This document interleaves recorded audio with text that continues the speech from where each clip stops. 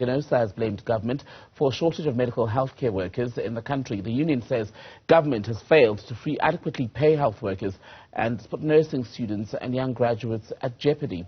Denosa says the situation is threatening the quality of healthcare in this country as well as its sustainability.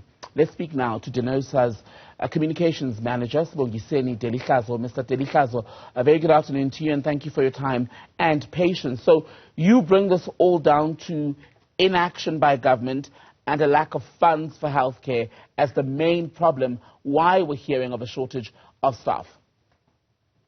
Well, indeed. Good afternoon to you, Tembekile, and to the viewers at home. Well, I'm afraid I think we are really blaming the government in this case.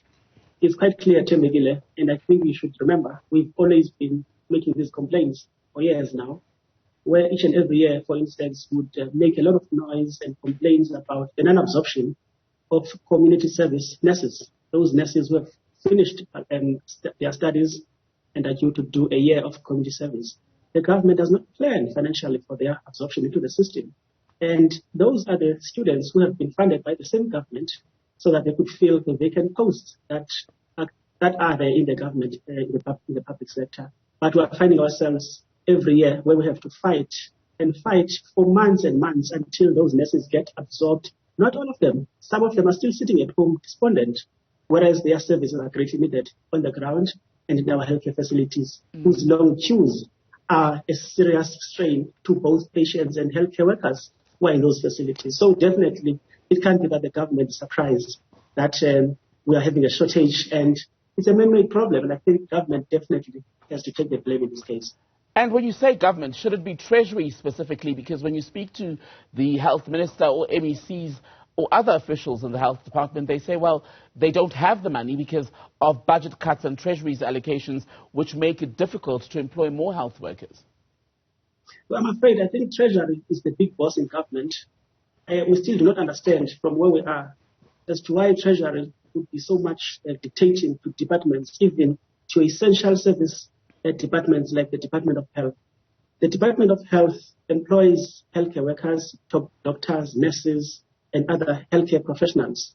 And the non-employment, therefore, thereof, is a serious compromise to the quality of services that those centers are providing to communities. We still do not understand why, when the government is controlling the budgets and even reducing the budgets in departments, they would always include the Department of Health as if the Department of Health is not an essential service. So we are extremely worried about that. And you still have corruption in the presence of the Treasury, which does not seem to be getting its grip around and ensure that controls are strengthened enough so that no funds are going out in the manner that they do currently. We're losing billions of rands, right?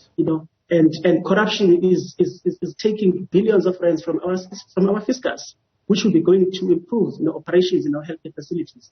So what then will you as a union be able to do about it, or are you willing to do to address the situation? Because Minister Pahla, speaking this week, said he too is worried about the shortage in the number of staff available to work in our hospitals.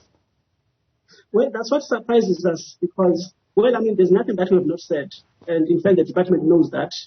We have made this, we have raised the red flags for many years now.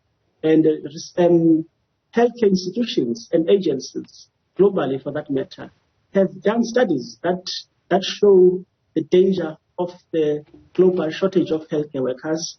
And we have raised such, and the recommendations, which are very clear, that countries must try by all means possible to ensure that they increase the output of their healthcare professionals, at least by 8% in the case of nurses each year, to avoid catastrophic levels of shortage. What we have currently, we've got the very few nurses that the country produces because many public nursing colleges were closed just before democracy. You've got a situation now where we are producing far less numbers of nurses, and yet we don't even employ those when we've produced them. Now, nurses are deciding to leave South Africa to work overseas. Those are nurses which have been produced by the South African government who are now going to assist governments in other countries simply because of lack of appreciation and enough support on the healthcare system to ensure that it improves and takes care of its patients. The concern then when we lose experienced nurses is that it exposes patients, yes, to be treated by people who are qualified but may lack the experience to sometimes be able to respond appropriately and as quickly as they should in some of the emergency situations. So there's a direct potential risk to the well-being of the sick. Well, I'm afraid we are directly into that now, and it concerns us a great deal that the government does not see the catastrophe that we are heading for.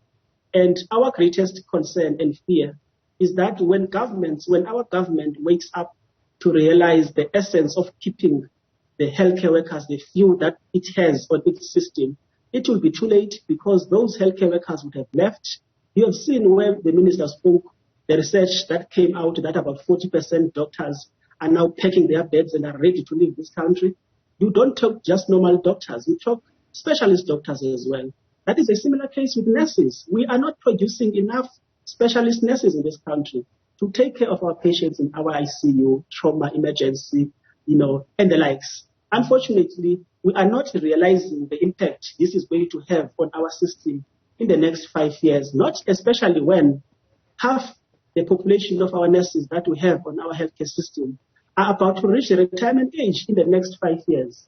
You talk of no less than 140,000 nurses, and yet you don't beef up the production levels as of today to ensure that by the time those are retiring, there will have been enough nurses produced by the system to replace those ones, including taking true nurses to specialist nursing courses. And the government is not doing that because of the shortage that it is experiencing in facilities. It is holding onto the nurses that it has, and those nurses are deprived of continuous professional development opportunities. To what extent, Sibongiseni, is the slow process, and that's to put it mildly, that sometimes interferes with the registration of healthcare workers, especially new graduates, to what extent is that also contributing to this crisis? Because whether you read in the press or anecdotally, you hear of young student doctors who say, well, I'm waiting to get my paperwork, it's taking forever, and some newly qualified nurses as well.